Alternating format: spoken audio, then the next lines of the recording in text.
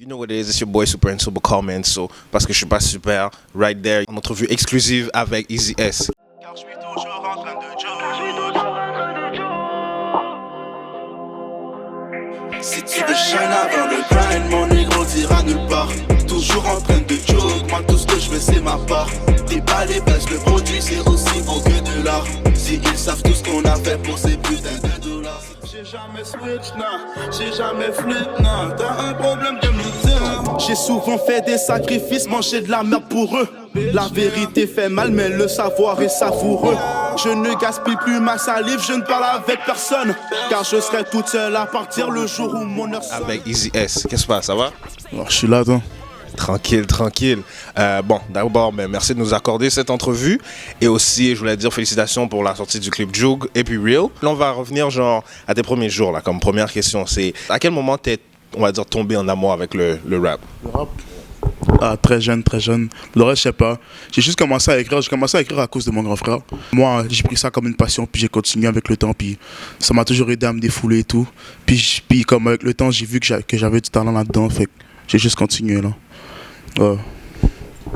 Nice. Et puis, est-ce que tu as des gens, comme je sais que tu viens de mentionner ton grand frère, mais est-ce que tu as d'autres personnes que tu regardais, comme que tu respectais, puis qui t'ont influencé, comme des artistes ou peu importe, même des gens de ton quartier ou quoi que ce soit?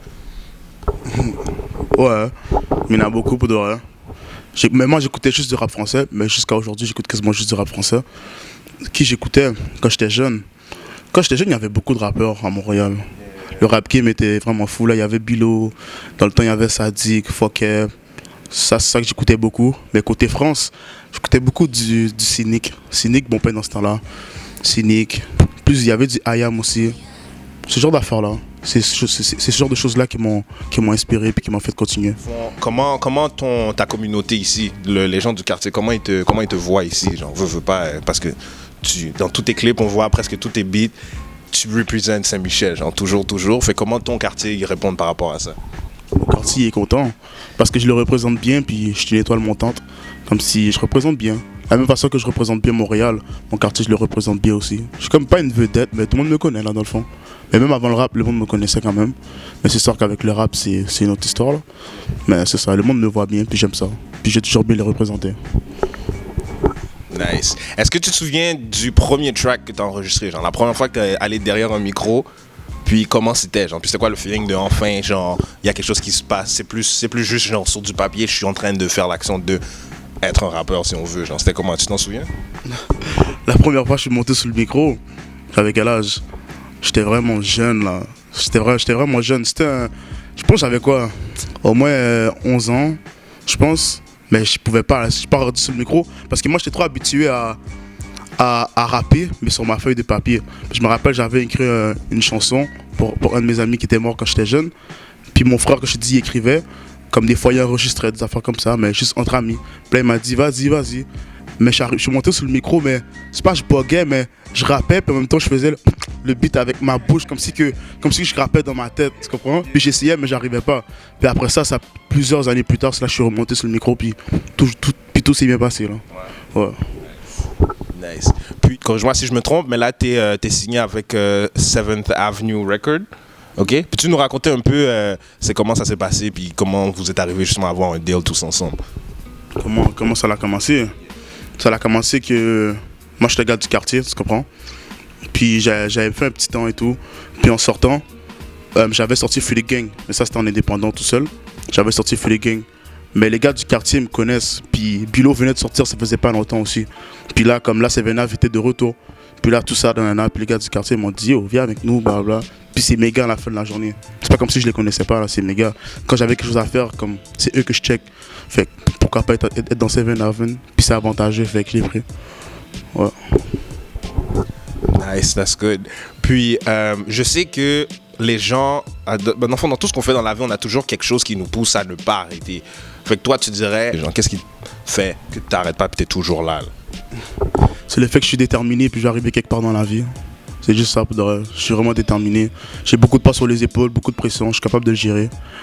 Puis c'est ça, j'ai la famille, le quartier. J'ai beaucoup de monde qui compte sur moi, puis on dirait que ça me pousse toujours à continuer. Parce que si tu fais ton travail, puis il n'y a jamais personne qui... Tout le monde s'en fout, tu comprends? Veux pas, à un moment donné, tu vas être tanné puis tu vas vouloir arrêter. Là. Mais moi, j'ai beaucoup de pression sur les épaules, j'ai beaucoup de choses qui font que j'aime l'adrénaline. C'est comme un boost, tu comprends? Fait que moi, je continue. Nice. Ça, je sais que tu nous as donné, ça fait un bout, Dope Boy 2, 3. Il y a un Dope Boy 4 qui s'en vient. Est-ce que tu as un scoop pour nous, quoi? Pour l'instant, non. J'ai beaucoup de projets qui arrivent. Je vais pas dire. Mais j'ai beaucoup de projets qui arrivent. Dope Boy 4, je peux te dire non. Demain matin, Dice Play ou que m'envoie un beat. Puis ok, ça c'est Dope Boy 4. Tu comprends? Moi, je vais pas me dire, je vais faire un Dope Boy 4, puis sinon je vais écrire de la merde.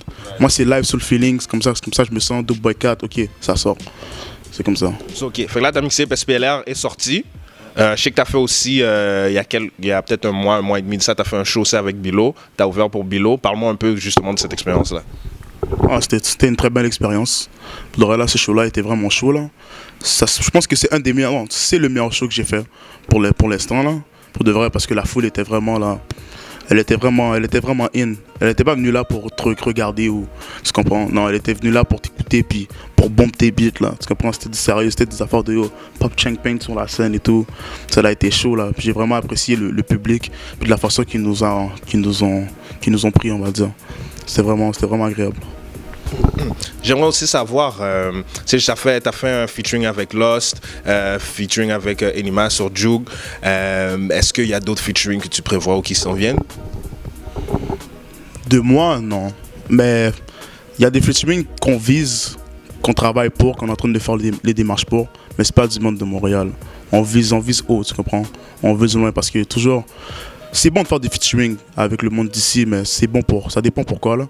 Comme moi, j'aime ça faire un featuring, puis je sais que ça va frapper. Je vais pas le faire un featuring pour faire plaisir à quelqu'un là. À la fin de la journée, faire plaisir, ça paye pas mes billes là. Moi, je vais réussir quelque part, on va toujours essayer de monter la coche plus haut, puis c'est bon. Si tu avais un conseil à leur donner, s'ils veulent percer, ou bien juste avoir quelque chose, tu sais, comme une motivation, quel conseil tu pourrais donner à quelqu'un qui voudrait commencer sur la même voie que toi, si tu t'es lancé? Ta motivation. Mais un conseil que je voudrais donner, c'est travailler fort, puis sois sûr d'être prêt avant de monter sur le micro. Travaille fort parce que si tu arrives sur le micro, puis dès le début, t'es poche, puis après, s'il y a de l'amélioration, non. Sois sûr d'être prêt, rentre en force pour que le monde voit de quoi tu es capable. C'est tout. Puis fais tes preuves là. Tous les petits pions qui sont déjà là, tasse-les dès le début, puis t'es bon.